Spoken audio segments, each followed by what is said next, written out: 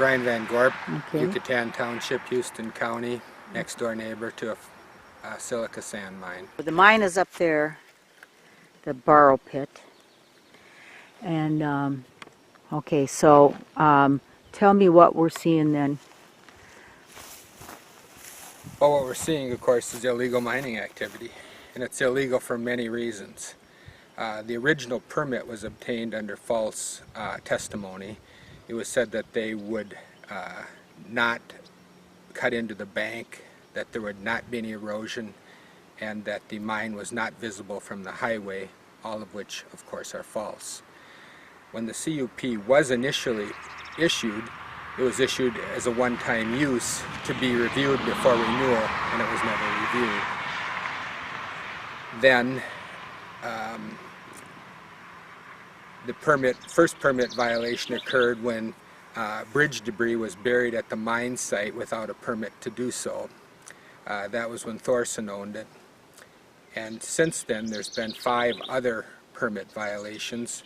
The one being that there's an encroachment on Rosemary Iverson's property and Corey Baker's property. Mining activity and the road for the mining is within 50 feet of their boundaries. The second one being that there was illegal boreholes dug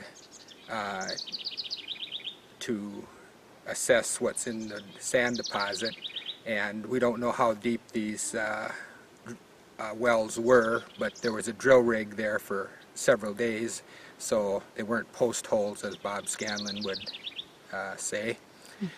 And another permit violation is the fact that there's erosion onto Rosemary Iverson's property.